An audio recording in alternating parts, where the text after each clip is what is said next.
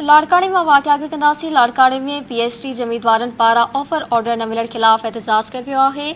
उम्मीदवारनि जो चवणु आहे त तालकी में 70% उम्मीदवार हिन वक़्तु वेटिंग में आहिनि। दिलासा ॾिना पिया वञनि। एहतजाज कंदड़नि वधीक चयो त तालीम खाते में मेरिट जी लताड़ कई पई वञे। ब्रेकिंग न्यूज़ अवां सां लाड़काने मां शेयर कई पिया। लाड़काने में PhD जे उम्मीदवारनि पारां ऑफर ऑर्डर न मिलण ख़िलाफ़ एहतजाज कयो वियो आहे। उम्मीदवारनि जो चवणु हो त तालकी में 70% उम्मीदवार हिन वक़्तु वेटिंग में आहिनि। दिलासा ॾिना पिया वञनि। एहतजाज कंदड़नि जो वधीक चवणु हो त तालीम खाते में मेरिट जी लताड़ कई पई वञे। लाड़काने में ये ख़बर अवां सां शेयर कई पिया। लाड़काने में PhD जे उम्मीदवारनि पारां ऑफर ऑर्डर न मिलण ख़िलाफ़ एहतजाज कयो वियो आहे। उम्मीदवारनि जो चवणु हो त तालकी में 70% उम्मीदवार हिन वक़्तु वेटिंग में आहिनि। दिलासा ॾिना पिया वञनि। एहतजाज कंदड़नि जो वधीक चवणु हो त तालीम खाते में मेरिट जी लताड़ कई पई वञे।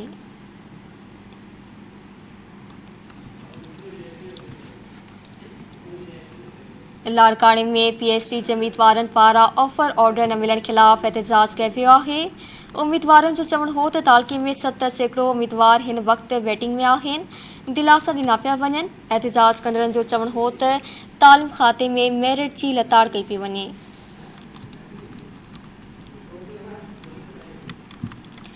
लाड़काने में PhD जे उम्मीदवारनि पारां ऑफर ऑर्डर न मिलण ख़िलाफ़ एहतजाज कयो वियो आहे। उम्मीदवारनि जो चवणु हो त तालकी में 70% उम्मीदवार हिन वक़्तु वेटिंग में आहिनि। एहतजाज कंदड़नि जो चवणु हो त तालीम खाते में मेरिट जी लताड़ कई पई वञे।